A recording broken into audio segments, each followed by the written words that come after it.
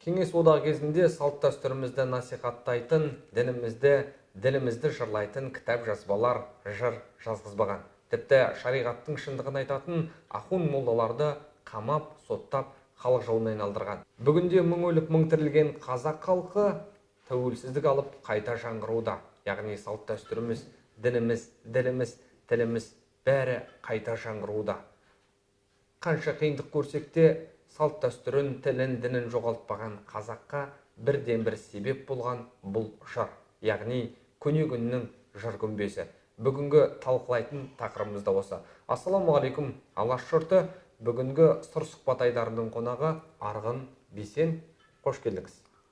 Ассаламағалейкум. Ата бабаларымыз бізге дінді, салт дәстүрді дәл осы жыр арқылы жеткізіп отырған. Яғни атамыздан қалған ұлы мирас десек болады. Бүгінгі таңда осы жырдың қоғамға қажеттілігі қанша? Әрі керекке қарай үңіліп айтатын болсақ, атамыз заманынан деп айтайық. Сол кезде бастап біздің мына қоғамға, елімізге, жерімізге тигізіп келе жатқан пайдасы зор. Сондықтан бұның пайдасы әлі де бола береді деп ойлаймыз. Мысалы, кешегі өткен Есенғали атамыздың өзі уайым етіп, дүнияны азғантай дәурен тірлікте сыйластықтан қалмаңыз, көрсетіп иық біреуге зорлықпен затын алмаңыз. Жанға залал жауыздық ала көзіңіз салмаңыз, ырзық күтіп Алладан жаныңызды жалдаңыз дейді. Бұл кешегі соңғы шайырларымыз. Сонда біздің орта жолдағы Абыл Ақтан, Аралбай, Қашаған, Нұрым, Қалнияз жыраулардың, Сәттіғұл Сүгір, Ұзақбайлардың жырауларын қазір өз кезегінде келтіріп отырармыз. Енді қазіргі қоғамға дейтін болсақ, осы кісілердің, осы аталарымыздың сөзі керек ақ деп отырғаным, біздің кейде жастарымыздың адасып кетіп жатқаны белгілі. Адастыратын сырттан келген күштер жырға қарсы болып тұрады, біз соны білеміз. Жыр айтылып жатса жоқ, жырға бізде шариғатта жыр жоқ. Жыр домбыра тартылуға болмайды, бет ашылуға болмайды. Сондықтан жырдан олар қалай болғанда аулақ ұстайды. Сондықтан осы жырдың негізгі бір біз енді жас кезімізден жыр жаттап өстік, біз енді сол үлкен жыршылар келгенде соларды тыңдап өстік. Сол енді біздің жыр айтылған кезде көзі жасарған аталарымызды да көрдік. Әйел адамдар тыңдап отырды.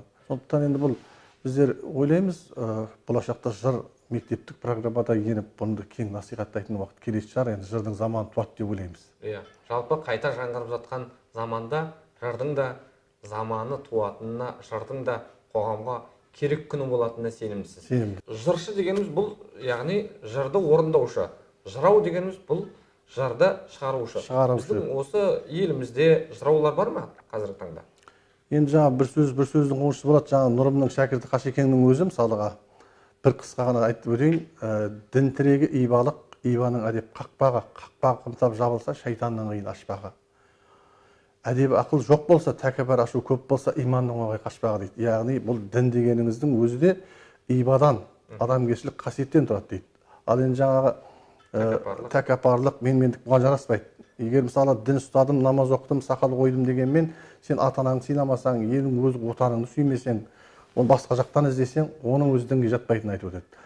Ал енді осы Қашекеңдер, Қашаған атамыз, Абыл Ақтан, Нұрым, Сәттіғұл Сүгір, Ұзақбай, бұл енді Сәттіғұл Сүгір, Ұзақбайларымыздың, аталарымыздың дін туралы енді сөзі өте көп. Жаңағы негізгі мәселеге оралып келетін болсақ, бұл жыраулардың жолы тоқтап қалды деп айтуға болмайды негізі.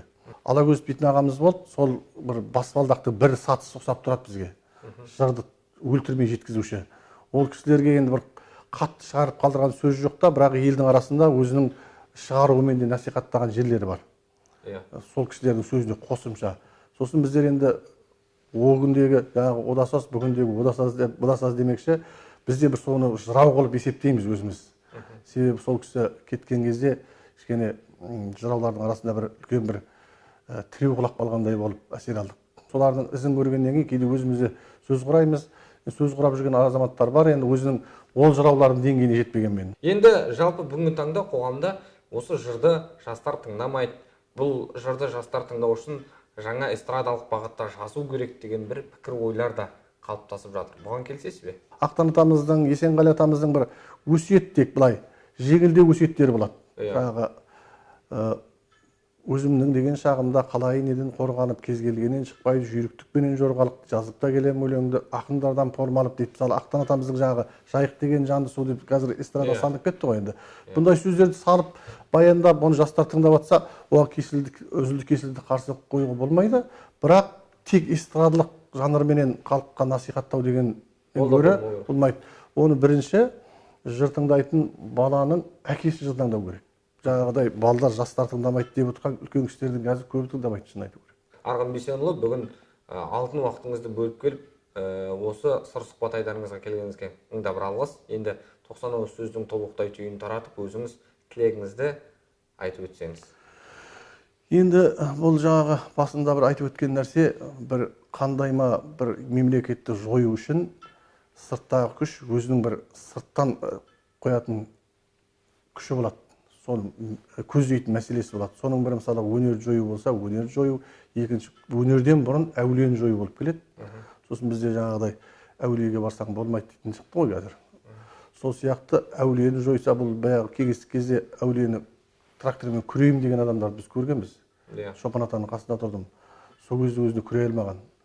Бер жағында қазір өз қолымен өзін көсеп, балдарымызды әулие барсаң болмайды, әулие десең ат толын ала қашатын жастар бұны тәрбиеледі. Осылар жоқ болса екен, әулиенің кереметтерін түсінсе екен, жыр өнерінің кереметтерін түсінсе екен, осылай барып қазақтығымыз сақталып қалса екен дейміз. Болмаса тек құрғақ қас ау жыртады деп, біз бәлем боламыз деп, қазір қоғамдағы бір дертті көрмеу, бұл көп өзінің әсерін бере алмайды. Сондықтан жаңағы осы жыр өнеріміз жетісе берсін, осы әулиелеріміздің адал жолы бізге нәсіп болып соларды үлгі тұтса екен дейтін өзіміздің өнер атынан тілегіміз. Сіздің де мына дін мен діл бағдарламасына көп жетістіктер тілейміз. Осы болашақта осы елге деген, жерге деген өздеріңіз үлестеріңіз қоса беріңіз. Жақсылықта, мерекеде кездесейік. Рахмет сізге, Арғын Бейсенұлы, алтын уақытыңызды бөліп келгеніңізге тағы да бір мәрте. Қымбатты көрермендер, дін мен діл хабарының бүгінгі сыр сұхбат айдары осымен тәмам. Келесі эфирде көріскенше аман сау болыңыздар.